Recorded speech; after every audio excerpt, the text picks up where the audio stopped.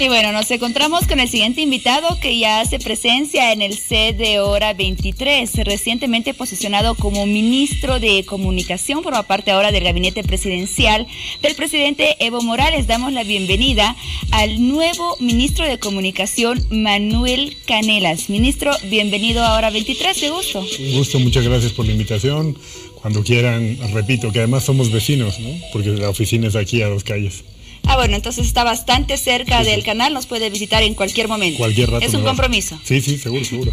Muy bien, han transcurrido un poco más de 2 días de que usted fue posicionado como ministro de Comunicación. ¿Cómo se sintió en este corto tiempo? Bueno, en realidad, como lo comentaba, un colega periodista me preguntaba lo mismo por la mañana. Para mí estos 2 días yo los he experimentado como si fueran 3 semanas.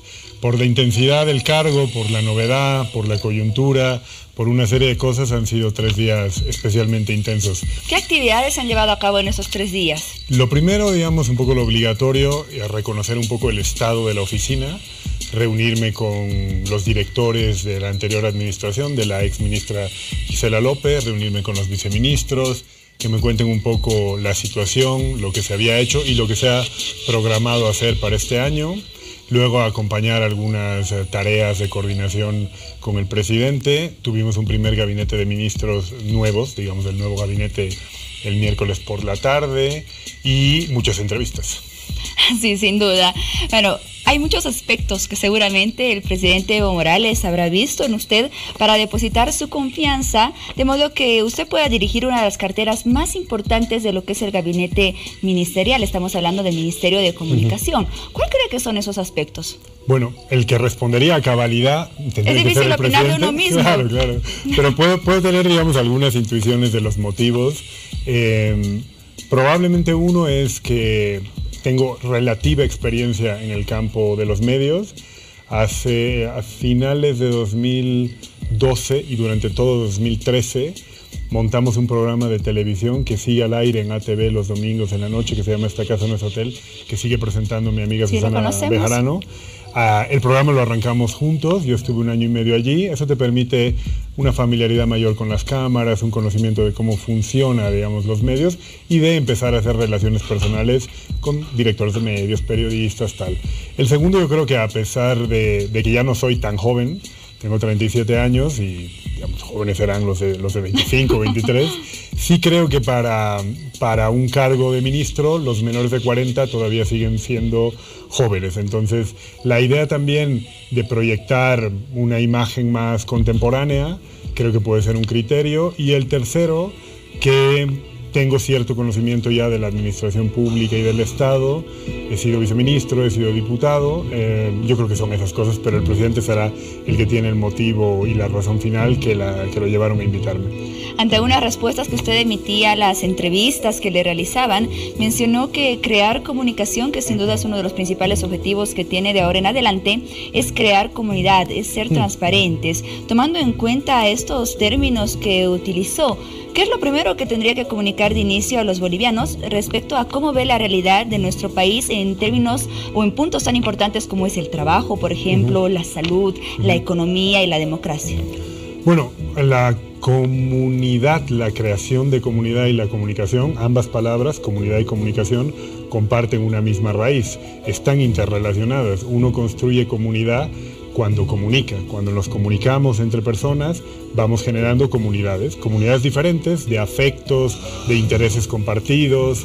Yo creo que es muy importante y está de la mano porque la construcción de comunidad es un ejercicio político. Es encontrar intereses compartidos, es ponernos tú y yo de acuerdo en ser de una junta de vecinos, en participar en actividades públicas y todo eso se hace hablando, comunicando, expresando lo que uno entiende de la realidad del país y tratando de dialogar. Por eso creo que son 2 cosas que vienen profundamente relacionadas. ¿Cuál es el esfuerzo y el objetivo que tengo para este año? Primero, procurar llevar adelante una comunicación honesta, que cuente bien a cabalidad y en un lenguaje claro y contemporáneo, y pongo el acento en esto de contemporáneo, creo siempre que los gobiernos, que los estados, siempre nos quedamos un poquito más atrás de las transformaciones de la sociedad. Estos 3 días he puesto el mismo ejemplo, me disculpo por repetirme, pero cuando la gente de 20 años, de 25 años, está comunicándose y generando comunidad a través de un TikTok, la nueva aplicación que está haciendo furor, bueno, ya no es tan nueva, nunca es nuevo nada en esta época, nosotros en el gobierno estamos recién pensando en Instagram. Entonces, una primera prioridad es comunicar de manera honesta y eficaz, pero en lenguaje contemporáneo. Y sobre estas problemáticas que apuntas tú, economía, empleo, democracia, yo creo que lo que tenemos que hacer es, primero, reflexionar bien sobre qué piensan los bolivianos de estas temáticas. Creo que la demanda mayoritaria del pueblo boliviano en relación a la economía no es la misma el 2018 que el 2005, no puede ser la misma porque el 2005 teníamos un presidente, el 2004, que necesitaba de la solidaridad internacional para pagar salarios. Entonces en ese entonces había una idea de economía en Bolivia muy distinta a la de ahora. Yo quiero procurar que comuniquemos lo correcto, lo contemporáneo y de una manera muy honesta y por herramientas de comunicación que usa tu hermana menor, tu prima menor o la gente de nuestra edad que está más a la vanguardia en hacia dónde va la comunicación. Hablamos mucho de las redes sociales son importantes hoy en día para comunicar a toda la población, es posiblemente el medio por el cual emitimos nuestra opinión, nuestro punto de vista, nuestro rechazo ante cualquier situación e incluso en ocasiones y cuando la sociedad lo considera necesario, es un medio por el cual se ejerce presión. Sí, por supuesto. Ha cambiado mucho, ¿no? Porque cuando el ente rector de la comunicación era la prensa escrita, era el periódico, tú podías decir, bueno, lo que dice El Deber o lo que dice Clarín en Argentina o lo que dice El País en España era la palabra oficial. Ahora yo creo que hay muchos pequeños periódicos, casi periódicos individuales, que son tu Facebook, tu Twitter, tu Instagram, tu manera de expresar tu disconformidad o tu aprobación a una autoridad. Pasa por esos pequeños periódicos. Ya casi nadie piensa en lo que dice La Razón o Página 7. Realmente los lectores de prensa escrita sabemos que somos pocos. A mí me encanta leer periódicos, pero también me gusta y procuro esforzarme en esos periódicos individuales que señalas tú, que es donde la gente en su casa expresa su opinión. Entonces yo creo que eso es lo que tenemos que entender mejor desde el Estado. Pero uno de los puntos débiles en redes sociales, por ejemplo, es también que mucha de la información o la comunicación que se puede brindar a través de ella no siempre está basada en la verdad. Exacto, yo creo que ahí has dado en el clavo con un punto problemático de esta nueva herramienta masiva de comunicación que son las redes sociales. Yo creo que hay una parte buena, digamos una parte bonita de esta nueva tecnología que nos permite generar comunidad de otro modo, la posibilidad de la democratización, de que cada uno tenga su pequeño periódico, tal. Esa es la parte linda. El acceso es más sencillo. Hace 30 años, ¿quién podía escribir en un periódico un artículo de opinión? Ahora tú puedes ser un youtuber exitoso con una simple herramienta como un celular y generar opinión, sin que tengas que ser el hijo del dueño del periódico. Pero la parte fea es la que apuntas tú. Es difícil establecer criterios, digamos, de objetividad y de rigurosidad en la noticia, porque muchas veces es una opinión, muchas veces es una mentira, la que sabe moverse por canales adecuados y por canales rápidos y generar opinión en base a una mentira. Y ahí ya tenemos un problema, ¿no? Mi respuesta breve es que creo que para hacer frente a ese desafío no tenemos que pensar en una ley, ¿no? Yo creo que hay que primero tener una reflexión seria sobre este hecho de qué hacemos en la democracia cuando la mentira se vuelve un instrumento masivo y ocupa el lugar de los hechos. Hay que reflexionar como una sociedad que quiere construir un lugar mejor para vivir, y un lugar mejor para vivir no se construye en base a la mentira y en base al engaño, eso está claro, pero no tengo la respuesta. Creo que es solamente pensar en una sanción legal, en decir vamos a cerrar los Facebooks porque ahí sabemos que se miente mucho. Creo que es un impulso razonable pero equivocado, con eso no lo vamos a solucionar, pero en los estados europeos, digamos que llevan más tiempo desarrollando estas herramientas, es un debate de primer orden, el qué hacemos con la mentira en las redes sociales. Uno de los objetivos que tiene como nuevo ministro de Comunicación es justamente mejorar esa comunicación con la sociedad a través de lo que pueda ser un modo tal vez contemporáneo, una comunicación contemporánea. En lo que es las redes sociales, me parece que hasta el momento se ha establecido un reto para el gobierno. ¿Cómo se puede mejorar el manejo de las redes sociales y transmitir a través de ellas lo que realmente queremos comunicar o lo que ustedes en realidad como gobierno quieren comunicar a la población? Son dos cosas. Yo creo que es una cuestión como de lenguaje y de mensaje y luego de la forma de comunicarlo. Yo creo que, por ejemplo, si nosotros no calibramos bien cuáles son las nuevas demandas y los nuevos deseos de los bolivianos hoy, por mucho que ampliemos en 4 veces el número de tuiteros, no vas a comunicar bien. Porque tu prima de 25 años no le importa mucho, no sé, la macroeconomía y le importa más la calidad de su empleo. Porque la manera que ella tiene de relacionarse con la economía no son necesariamente grandes cifras del país, sino que el empleo de cada día le asegura a tu prima un buen salario. Nosotros tenemos que encontrar esos nuevos problemas, encontrar esos nuevos deseos, esas nuevas aspiraciones de un boliviano de 2019. Cuando tú encuentras el buen mensaje, cuando sabes lo que piensa y hacia dónde se dirige tu país, tu sociedad, ya luego puedes reforzar poniendo más tuiteros, mejorando las tablets, siendo más ágil en la comunicación. Pero yo creo que son dos cosas, una de contenido y otra un poco como de forma, de alcance de la comunicación. Esa es un poco la reflexión que llevamos tiempo haciendo.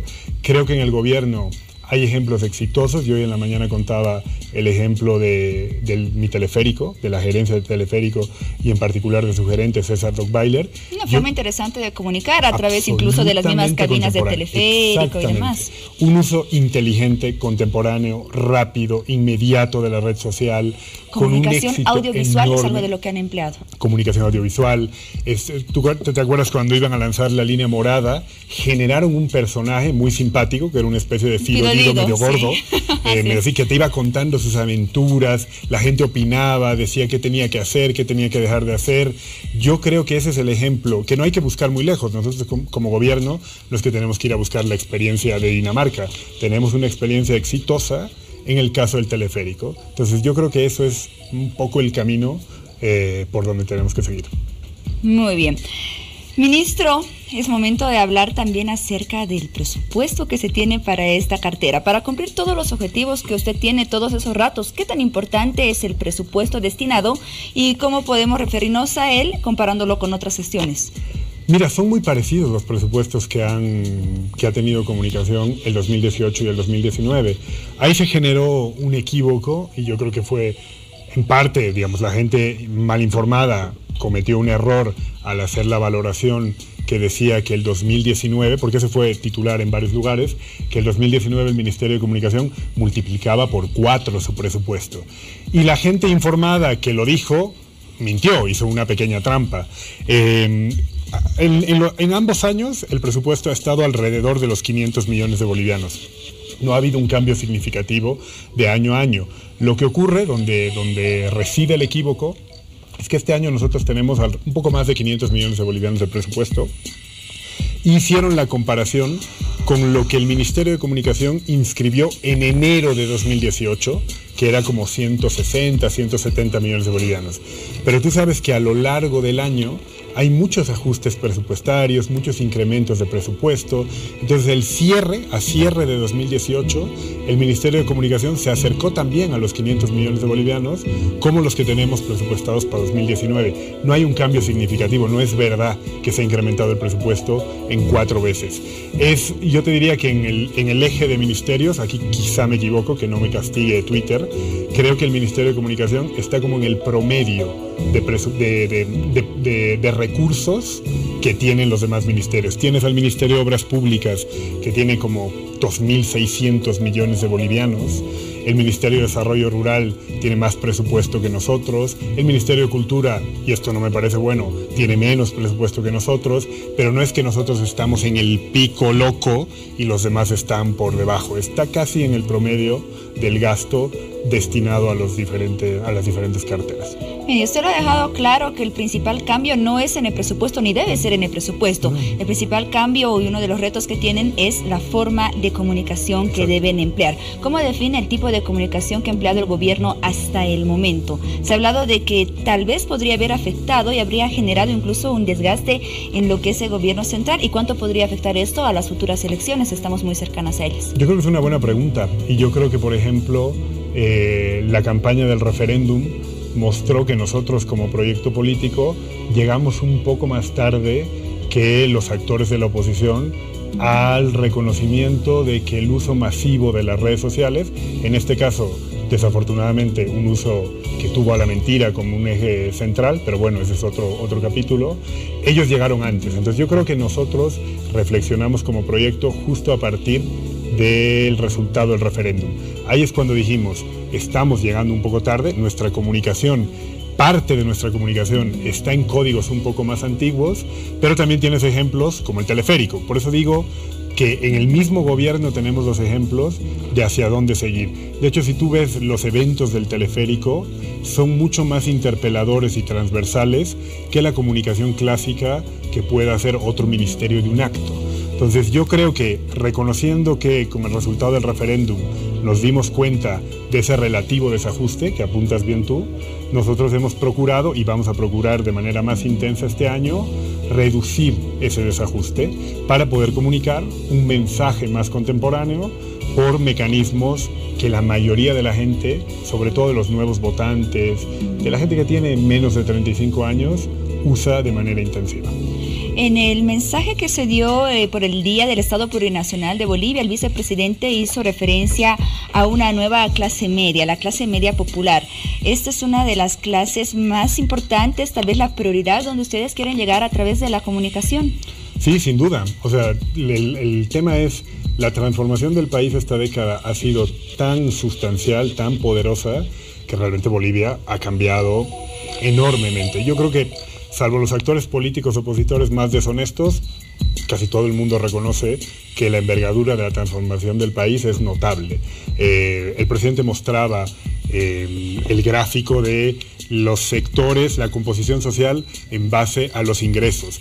Antes tú tenías una esmirriada clase media e intermedia que no contaba con mucha gente y ahora eres un país con un grueso de sectores medios. Sectores medios también heterogéneos. No es lo mismo ganar 10.000 bolivianos que ganar 4.000, pero se ha engrosado tu sector medio, eso es evidente. De hecho, incluso todos los organismos internacionales de crédito y de financiamiento externo ya no nos prestan el dinero o ya no nos dan el dinero que nos daban antes, porque Bolivia ha dejado de ser un país de ingresos bajos a pasar a ser uno de ingresos medios. ¿Eso qué provoca? Ese cambio de la composición social provoca también un cambio de las mentalidades, de los imaginarios, de los lenguajes. Ahí es donde nosotros tenemos que, me decía una periodista hoy en la mañana, ahí es donde van a atacar. Esa tiene que ser nuestra prioridad, eso está claro, porque esa nueva Bolivia tú tienes que preguntarte cómo piensa, en qué lugares genera identidad. Lo decía bien el vicepresidente en su discurso. Hace 30 años, la mayoría de la gente, de las clases populares, de las clases trabajadoras, ordenaba su lealtad política en torno a los sindicatos. Era en el sindicato donde tú formabas tu opinión. Ahora, ¿cuáles son los sindicatos contemporáneos? La gente, ¿dónde se reúne? Y cuando se reúne, ¿qué piensa? ¿Importa el folleto del partido o importa más tu Facebook y tu Instagram? Esas clases medias emergentes, esas clases medias populares campesinas son sin duda alguna el objetivo del proyecto. Muy bien, después de conocer, de darse a conocer que usted era el nuevo ministro de Comunicación, recibió distintos mensajes de apoyo. Uno de ellos, por ejemplo, por parte de un activista de los derechos humanos y de la comunidad LGB. Él pedía que se pueda implementar nuevas políticas de comunicación enfocándose en los derechos humanos, en lo que es los feminicidios, por ejemplo, la trata y tráfico, el racismo, toda forma de discriminación. ¿Cuánto se va a considerar este pedido, ministro? No, por supuesto. Yo creo que una de las cosas que yo rescato mucho de la gestión de la exministra Gisela López es que le metieron muchos recursos al apoyo en materia de comunicación a los colectivos LGTB. ¿Y ahora incrementará todo este apoyo, todos estos recursos? Yo creo que hay que mantenerlos. Y también la exministra López le metía muchos recursos a temas de género en comunicación. Yo la he visto a ella participando en diferentes foros, los spots de lucha contra el racismo son muy habituales en nuestros medios y creo que es algo positivo.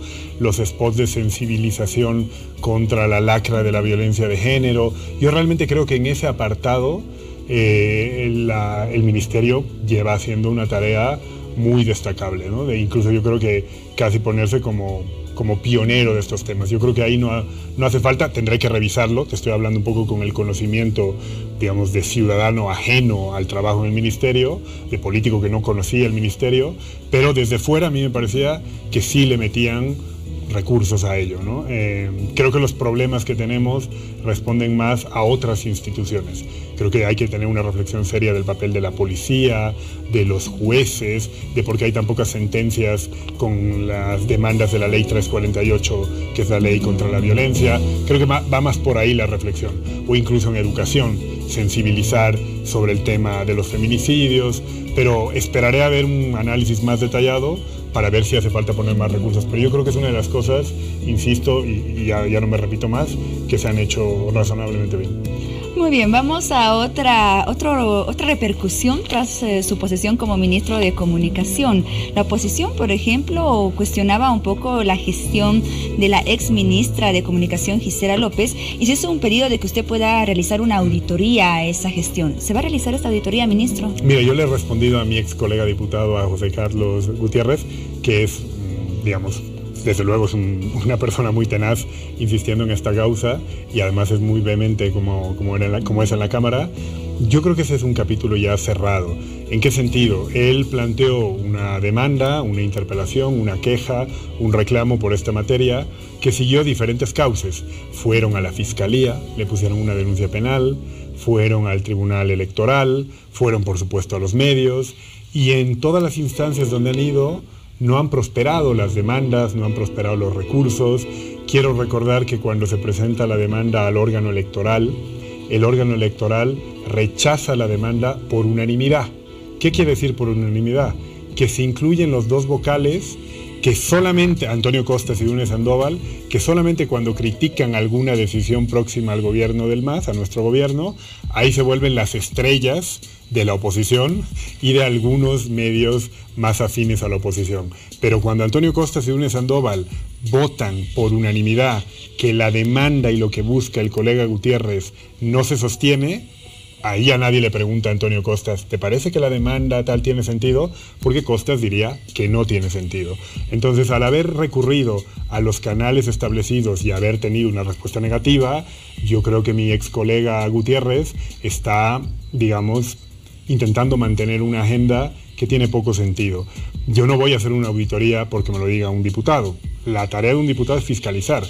La tarea mía es asegurarme que en la transición del ministerio estén todas las cosas bien hechas. No hace falta que me lo pida un diputado. Nosotros vamos a evaluar y ver que todo esté bien hecho. Como hemos hablado, al principio yo me he reunido con todos los directores para contarles. Pero no este caso de la encuesta. Yo necesito saber si todos los procesos están en orden, si las contrataciones están en orden, si los presupuestos se han gastado bien. Yo presumo que sí, pero es una tarea que hubiera hecho con denuncia, sin denuncia, con diputado, sin diputado. Muy bien, ministro, ha sido un gusto conocer todos los objetivos, los trabajos que se tienen por realizarse en esta gestión desde esta importante cartera que preside el Ministerio de Comunicación. Antes de finalizar la entrevista, me gustaría que nos enfoquemos un poco en lo que pasa fuera del país. Sin duda, todo el mundo tiene la vista en Venezuela, un país que sufre una crisis que cada vez empeora más, preocupa al mundo entero y me imagino que de manera especial a usted porque es su país natal. Bueno, yo nací de manera accidental en Venezuela, mis padres fueron exiliados por García Meza y si no se exiliaban probablemente yo no nacía porque hubieran matado a mi padre. En ese sentido, yo no tengo un apego sentimental con Venezuela, honestamente, tengo buenos amigos venezolanos, pero no tengo ni familia, no que yo conozca, pero más allá de eso, por supuesto que como latinoamericano sí me siento interpelado por la situación de un país hermano, además un país con el que nosotros tenemos una relación estrecha. tú decías bien, hay una situación somos uno complicada. de los pocos países de la región que aún apoya a Venezuela. Claro, es que tú lo decías bien, hay una situación complicada en Venezuela que el presidente Nicolás Maduro y su gobierno, por supuesto que reconoce que tienen problemas complejos. Pero aquí la pregunta es, ¿alguien en su sano juicio cree que esa situación complicada de Venezuela se resuelve y mejora instigando un golpe de Estado, instigando la ruptura de la fuerza militar y que haya violencia y represión a gran escala y quizá una guerra civil? Yo creo que nadie en su sano juicio cree que la línea del presidente Donald Trump y lamentablemente de algunos presidentes de América Latina va a resolver esos problemas. Si queremos realmente colaborar con la resolución de los problemas de un país hermano, lo primero es condenar los ataques injerencistas que lo que van a provocar es mayor violencia. Y lo segundo será poner los buenos oficios para que siempre que quiera el gobierno venezolano, porque este es un tema de soberanía de Venezuela, como lo hicieron en Dominicana hace 2 años, pidieron los buenos oficios de algunos estados para establecer un diálogo. Los opositores citaron a 4, el gobierno del presidente Maduro citó a 4 y se fueron todos a Santo Domingo.